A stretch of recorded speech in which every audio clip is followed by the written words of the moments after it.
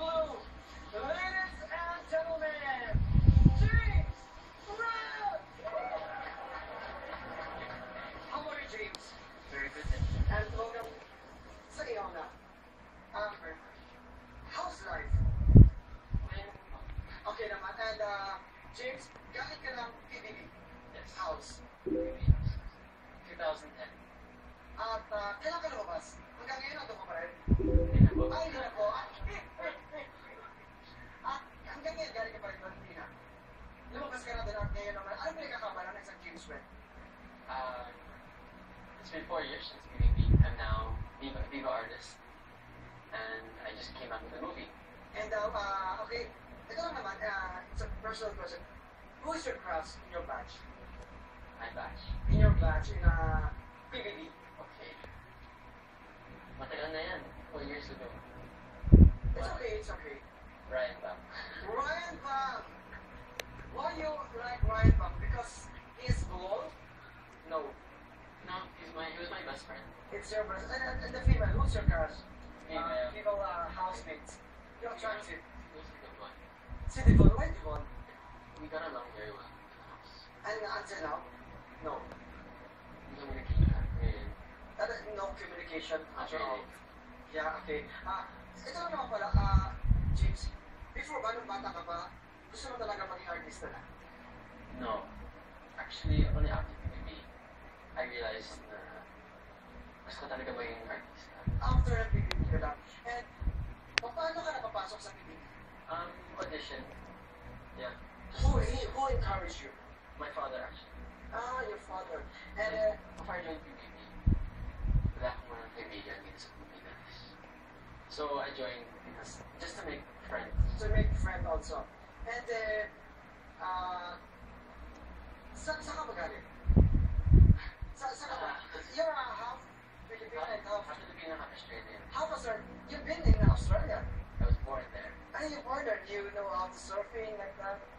You see the kangaroo. Not really, no. They have no kangaroo. No, they They have. they have back. And how many years you stayed in Australia? How many years you stayed in Australia? Until I was 17. And then you fly here in the Philippines? Yep. Yeah, and do you love the Philippines also? Yes. Ito lang naman idol mo ba si Sam Mabry at si Gerald Anderson? Mga aboy na hirap sa Tagalog. Of course, I look up to them. Yeah. Sobrang galing nila na they speak Tagalog so well. So, anong ginagawa mo para ma-practice mo na at para ma-perfect mo ang pagsasalita ng Tagalog? Tagalog lessons Yeah. from here sa akin. Who teach you? Who teach you the... I'm a teacher. Right back also?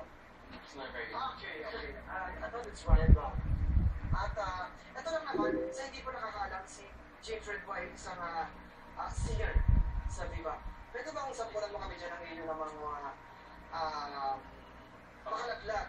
Mayor Club. Office, yeah. What is your favorite love song? Favorite love song?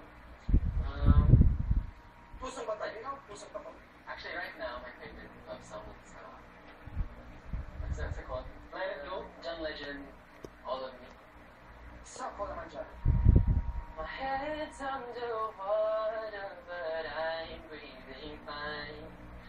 You're crazy and I'm out of my mind. 'Cause all of me loves all of you. Keep going. Yeah, boss. Okay. And then, how you develop your singing career? In the shower. In the shower. Can I join you?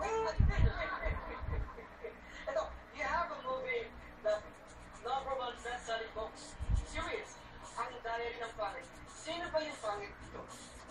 Ako. You're... Hindi. Kung ikaw ang pangit, ano pa ako? Yun yung Jackie Sparsan ko. Ang pangit sa kanya. Ugali niya. Okay. Yung pangit si Nadine Muster. Okay, at anong paghahanda ang ginawa mo sa pelikula? Acting workshops. Siyempre Tagalog workshops. Gym.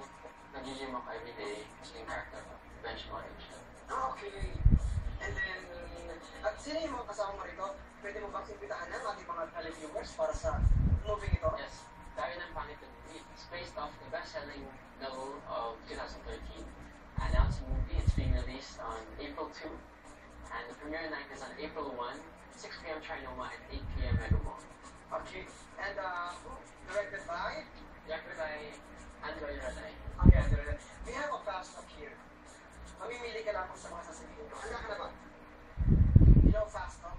Fast Talk. Yeah. You choose